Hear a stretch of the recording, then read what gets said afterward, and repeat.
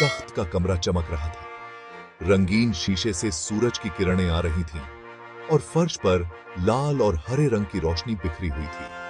राजा विराज अपने तख्त पर बैठे थे, चंदन की लकड़ी से बनी हुई एक शानदार मूर्ति की तरह। उन्होंने रेशमी कपड़े पहने थे और उनके माथे पर पूरे राज्य का भार था। बाज की तरह उनकी तेज आंखें पूरे दरबार को देख रही थीं। विराज एक जवान राजा थे, फिर भी उनके चेहरे पर बुद्धि की रेखाएं प्राचीन लेखों की तरह उभरी हुई थीं। उन्हें विरासत में एक ऐसा राज्य मिला था जो परंपराओं में डूबा हुआ था, जिसका इतिहास महल के पत्थरों में गूंज रहा था। लेकिन विराज के दिल में एक डर समाया हुआ था, भविष्य के लिए एक ऐसा डर जिसे वह झटक नहीं पा रहे थे।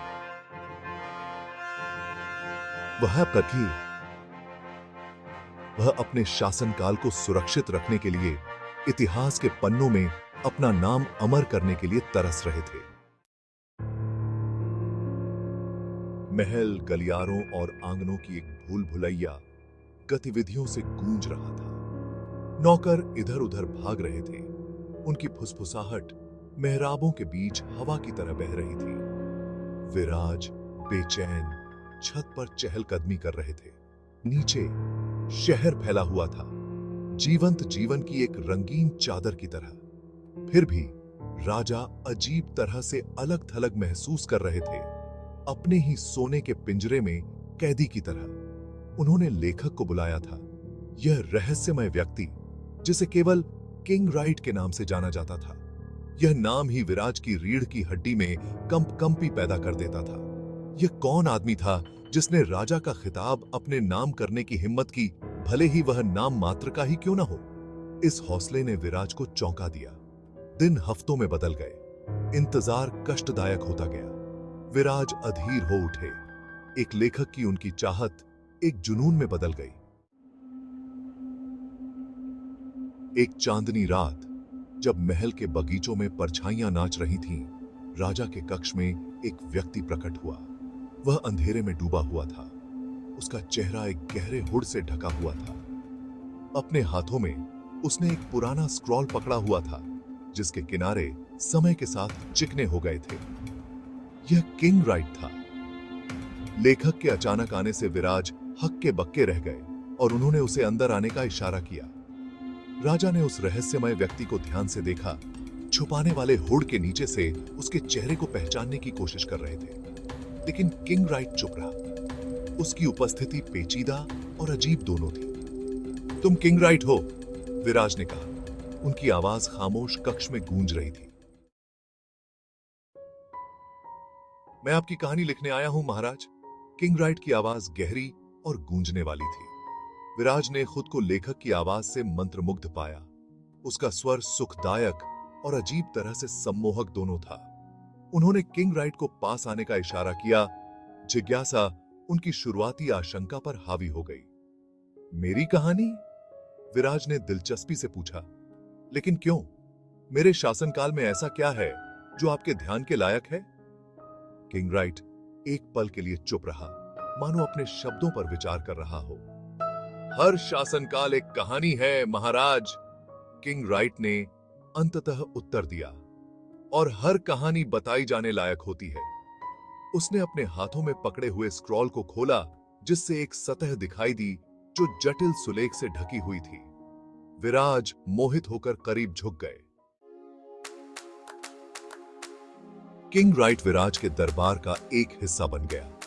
वह हमेशा मौजूद रहता था, एक खामोश प्रेक्षक। उसकी कलम चर्मपत्र पर लिख रही थी। उसने सब कुछ रिकॉर्ड किया, राज्य के सबसे मामूली मामलों से लेकर राजा के निजी विचारों तक। विराज शुरू में लगातार जांच से असहज थे, धीरे धीरे लेखक की उपस्थिति के आदी हो गए। उन्होंने खुद को किंग राइट पर भरोसा करते हुए पाया। अपनी उम्मीदें, अपने डर, राज्य के लिए अपने सपने साझा किए। लेखक धैर्यपूर्वक सुनता रहा। हुड के नीचे उसकी अभिव्यक्ति पढ़ी नहीं जा सकती थी। विराज ने अपने जीवन में पहली बार वास्तव में देखा हुआ महसूस किया। उनका सार लेखक की कलम के नाजुक स्ट्रोक में कैद हो गया। जैसे जैसे साल बीतते गए, किंग राइट के पास मौजूद स्क्रॉल मोटा होता गया, जो विराज के शासनकाल का प्रमाण था। राजा जिज्ञासु अक्सर यह देखने का अनुरोध करते थे कि लेखक ने क्या लिखा है, लेकिन किंग राइट ने हमेशा यह कहते हुए मना कर दिया कि काम अभी पूरा नहीं हुआ है। King right हिचकिचाया।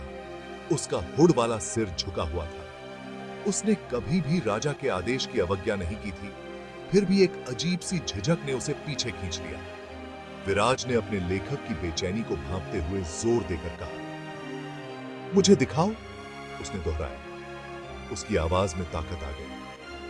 धीमी सोची समझी गति के साथ किंग राइट ने स्क्रॉल को खोला। यह बिस्तर की लंबाई में फैल गया, जटिल सुलेख की एक नदी। विराज आगे झुक गए। उनकी निगाहें लेख को देख रही थी। उसकी हैरानी के लिए शब्द उसके अपने नहीं थे। स्क्रॉल ने एक ऐसे राज्य के बारे में बताया जो अंधेरे में डूबा हुआ था, एक शासक जो लालच और पागलपन से ग्रस्त था। यह एक ऐसे लोगों के बारे में बताया गया जिन पर अत्याचार किया गया था, जिनकी आवाजें डर के मारे बंद हो गई थीं।